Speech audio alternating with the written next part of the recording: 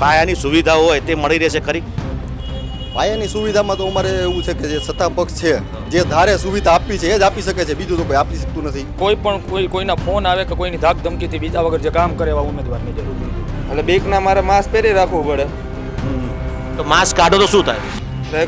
તમને પછી ખબર નથી વાય શું થાય. એટલે ધમકીઓ મળે? હા મળે જ ને, ચોક્કસ મળે. મળી છે ઘણાને, જોવો જ છો. અમે તો કહીએ જ છે, મીડિયાના મારફતથી કહીએ છીએ કે તમે આવો, ગોંડલ માટે તમારી જરૂર છે.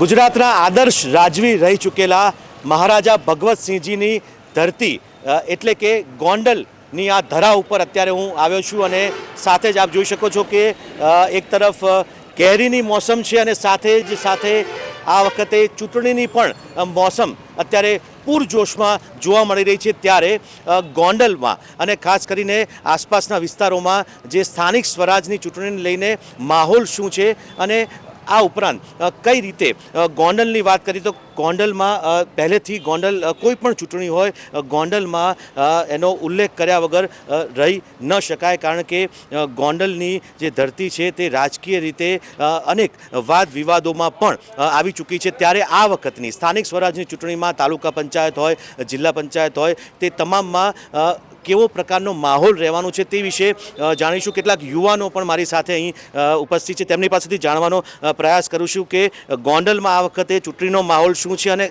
હા, ખાસ તો એ પણ જણાવી દઉં કે જે રીતે મેં અગાઉ પણ તમને ઉલ્લેખ કર્યો કે જે કેરીની મોસમ છે, ચૂંટણીની મોસમ બંને સાથે છે. કેરી કાર્બાઇડ નીકળતી હોય છે તો લોકોને પસ્તાવાનો વારો આવતો હોય છે. તે રીતે ગત 5 વર્ષમાં કેટલાક નેતાઓ પણ કાર્બાઇડ નીકળ્યા હોય, ઓર્ગેનિક ન નીકળ્યા હોય તો પ્રજાને પસ્તાવાનો વારો આવતો હોય છે. એ જાણીશું કે ગત વખતે જે નેતાઓ હતા, જે 5 વર્ષમાં અહીં કામો થયા છે કે નહીં, તે કેટલાક આપણે યુવાનો પાસેથી જાણવાનો પ્રયાસ કરીશું. અહીંયા ચૂંટણીલક્ષી કામો છેલ્લા 5 વર્ષમાં કેવા તમને થયા છે? સમસ્યાઓ હોય ગોંડલની, તે દૂર થઈ છે ખરા?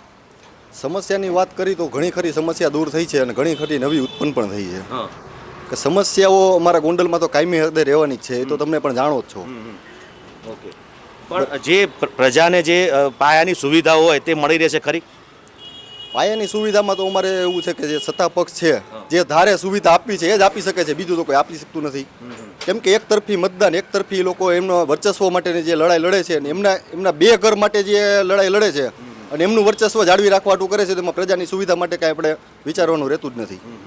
જે ગોંડલમાં જ્યારે ચૂંટણીનો માહોલ હોય છે, ક્યારેક એવું પણ કહેવામાં આવતું હોય છે, મેં સાંભળ્યું છે કે ગોંડલને મિર્ઝાપુર કહેવામાં આવે છે, એવું કેમ?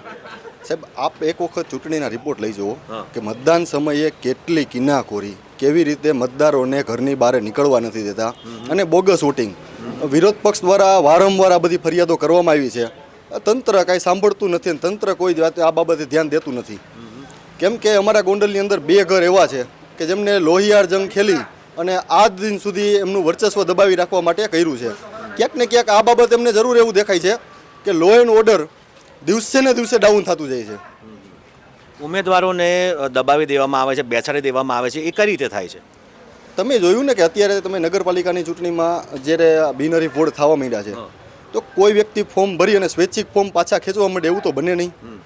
બરાબર, સ્વૈચ્છિક છે કે બધાને દબાવે, ધમકાવે, ટેકેદારોને હટાવે અને ઉમેદવારોને ધમકાવીને ફોર્મ પાછા ખેંચાવે છે. અને એ તો ચાલતું રહે છે. દર વખતે તમે ચૂંટણીમાં જોવો જ છો ને કે આ બધી વસ્તુ તમને મીડિયા મારફતે કે સોશિયલ મીડિયા મારફતે કોઈ પણ રીતે તમારી સામે આવતું જ હોય છે કે જનતા પણ જોવે છે. થોડા સમય પહેલાં જિગીસા પટેલ પણ ખૂબ જ સક્રિય થયા હતા, તો નથી લાગતું કે એ સક્રિય નથી અત્યારે? ચૂંટણી પ્રક્રિયા ચાલુ થયા ત્યારથી જિગીસા પટેલના કોઈ સોશિયલ મીડિયા મારફતે કે કોઈ અમે જ્યારે ગોંડલની અંદર ફરીએ છીએ ત્યારે કોઈ જાતને એમના કોઈ સમાચાર કે કોઈ એવું અમને જોવા નથી મળતું.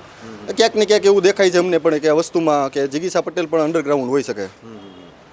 તમે ઓવરઓલ જે પણ રાજકીય પક્ષ હોય, ભાજપ હોય, કોંગ્રેસ હોય, આપ હોય, એને એક યુવા મતદાર તરીકે શું કહેવા માગશો? કારણ કે જે માહોલ હોય છે, બિનહરીફ કરવામાં આવે છે, તમે કહો છો આક્ષેપ કર્યો કે ભાઈ તેમને ડરાવી ધમકાવીને બેસાડી દેવામાં આવે છે, ત્યારે આવા રાજકીય પક્ષોને શું કહેવા માગશો?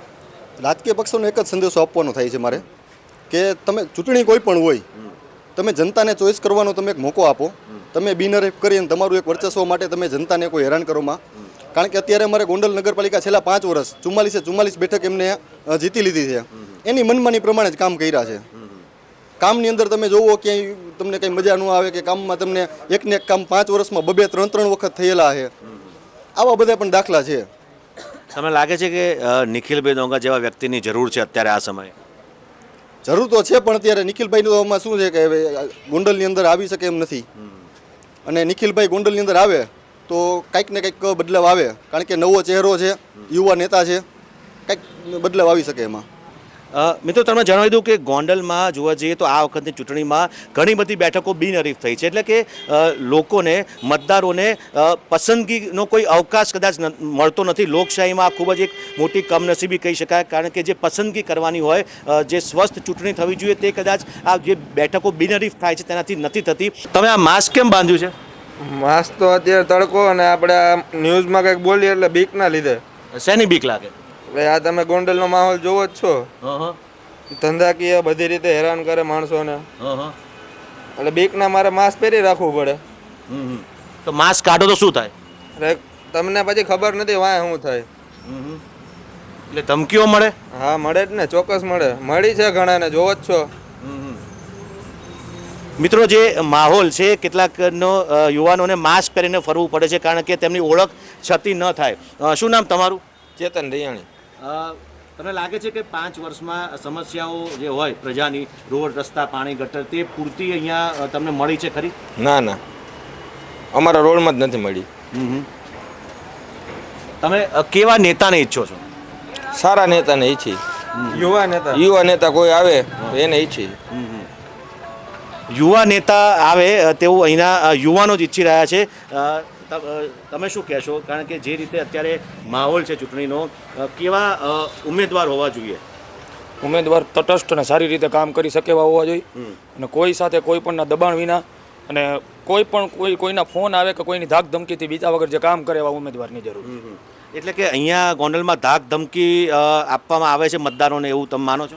મતદારોની આપણને કોઈ ધાક ધમકીની વાત નથી. આજે બિનહરીફ બેઠક થઈ તો કોઈને કોઈ લોભ લાલચથી અથવા તો એની પોતાની રીતે એને ખેંચેલું હોય. લોભ લાલચ વગર તો આ દુનિયામાં કોઈ 22 બેઠક કે 15-12 બેઠક કોઈ બિનહરીફ ના થાય. ઓકે, ગોંડલમાં તમે કેવા યુવા નેતાને ઈચ્છો છો? કારણ કે અત્યારે જે બેઠકો બિનહરીફ થઈ જાય છે, તમારા મતે યુવા નેતા કેવા હોવા જોઈએ? કોઈ નિડર, કોઈ બાહોશ નેતા આવે, માની લો કે ગોંડલમાં છે નિખિલભાઈ ડોંગા છે, એ માની લો કે અહીંયા હોય તો એકય બેઠકમાં કોઈને ધમકાવી ના શકે કે ભાઈ તમે આ ફોર્મ ખેંચવું જોશે. કારણ કે એ વ્યક્તિ એટલી તાકાત ધરાવે છે, સામાજિક અને રાજકીય બધી રીતે, કે જે નિડરતાથી બધા સામે સામનો કરી શકે એમ છે. અને જે નિડરતાથી સામનો કરે એવા ઉમેદવાર તમે ઈચ્છો છો? 100%. ને તમામે ગોંડલની જનતાએ જોયું જ છે ભૂતકાળમાં કે એને સેવાના કેટલા કાર્યો કર્યા છે. તો આવા નેતાને તમે કેમ નથી કહેતા કે તમે આવો મેદાનમાં? અમે તો કહીએ જ છે, મીડિયાના મારફતથી કહીએ છીએ કે તમે આવો, ગોંડલ માટે તમારી જરૂર છે. ટૂંકમાં નિડર નેતાની જરૂર છે ગોંડલને. શું નામ તમારું ભાઈ? પારસ. પારસભાઈ, અત્યારે ચૂંટણીમાં તમે કેવા નેતાને ઈચ્છો છો ગોંડલમાં? યુવા નેતા હોય ને જે પ્રાથમિક જરૂરિયાત હોય એ બધી પૂરી કરે એ ટાઈપના. અને ખાસ તો લોકોને જે છે, ગોંડલના લોકો જે છે, તેમને સમસ્યાઓ તો હશે જ ક્યાંક ને ક્યાંક, તો એને દૂર કરવા માટે તમે નથી ઈચ્છતા કે જે કોઈ પણ પક્ષ આવે તેને તમે કહી શકો કે અમારી સમસ્યાઓ દૂર કરો, તેવું ગોંડલની જનતા કે તમે નથી કહેતા? સમસ્યા તો આ નજર સામે જ છે. તમે અત્યારે જઈને ચોકડીએ જોવો, ટ્રાફિકમાં હાવ 0 સેન્સ છે. ગમે ત્યાં વાહન પાર્ક થઈ જાય, ગમે તે રેકડીવાળા ગમે ત્યાં ઊભા હોય. આવડી મોટી ગુંદાળા ચોકડી છે, એક પણ પ્રકારનું હજી અહીંયા એસટીનું બસ સ્ટોપ નથી.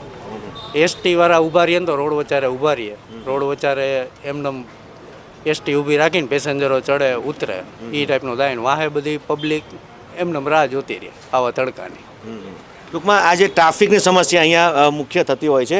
તમે અત્યારે તમે મતદાન કરતા હશો, તમે મતદાન કરો ત્યારે શું મુખ્યત્વે ધ્યાનમાં રાખો છો? પક્ષને ધ્યાનમાં રાખો, ઉમેદવારને ધ્યાનમાં રાખો, કે પછી સમસ્યાઓ દૂર થઈ છે કે નથી થઈ તે મુદ્દાને ધ્યાનમાં રાખો? અમારે તો મત દેવાની જરૂર નથી, અમારે તો બિનહરીફ થઈ ગઈ છે.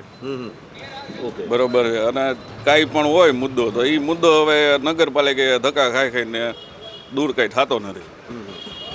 તમને નથી લાગતું કે બિનહરીફ થઈ એનાથી તમારો એક પેલો જે મત આપવાનો અધિકારી જતો રહ્યો? એવું નથી લાગતું? જતો રહ્યો છે તો પછી કોને કહેવા જવાનો? કોઈ સાંભળવાનું તો હોવું જોઈએ ને. હા, એટલે એનો કંઈ ઉકેલ છે નહીં. આ હાલે છે એ હાલે છે બધું. તમે રાજકીય પક્ષોને શું કહેવા માગશો જે રીતે આ બેઠકો બિનહરીફ થાય છે? રાજકીય પક્ષોને તો એ જ કહેવા માગી છે કે આ ચૂંટણી બંધ કરી દો ને કાં બિનહરીફ બંધ કરી દો, રાજાશાહી કરી નાખો એટલે કાંઈ ઉપાધિ જ ન રહી.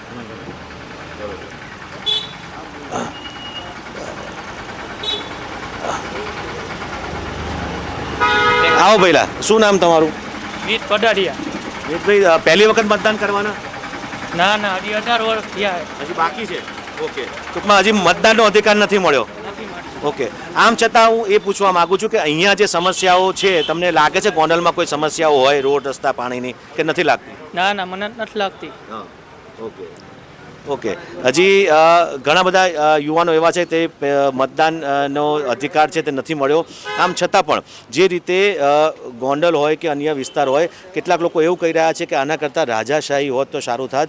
ગોંડલ એક જે સ્ટેટ હતું અને તે ફરીથી આવું સ્ટેટ બને એટલા માટે કહી રહ્યા છે કે જે બેઠકો બિનહરીફ થાય છે તેનાથી લોકોનો મતદાન કરવાનો અધિકાર પણ જતો રહે છે. તેમને પસંદગીના ઉમેદવાર અને તેમને જે પ્રાપ્ત થાય તેવી તક પણ નથી મળતી હોતી અને એટલા માટે જ કદાચ આ વખતે જે ચૂંટણીમાં સ્વસ્થ રીતે ચૂંટણી થાય તેવું સૌ કોઈ ઈચ્છી રહ્યા છે. આશા રાખીએ કે આ વખતે જે સ્થાનિક સ્વરાજની ચૂંટણી છે તે ખૂબ જ સ્વસ્થ વાતાવરણમાં થાય અને સાથે સાથે દરેકને પોતાના જે મતદાનનો જે અધિકાર છે તે પ્રાપ્ત થાય. આપને અમારો આ જે સંવાદ છે તે કેવો લાગ્યો તે જરૂર કોમેન્ટ્સ બોક્સમાં જણાવશો અને અમારી લલકાર ન્યૂઝને લાઇક, શેર અને સબસ્ક્રાઇબ કરવાનું ભૂલતા નહીં. નમસ્કાર. આપના પોતાના પ્લેટફોર્મ લલકારને લાઈક કરો, ફોલો કરો, સબસ્ક્રાઇબ કરો અને શેર કરો.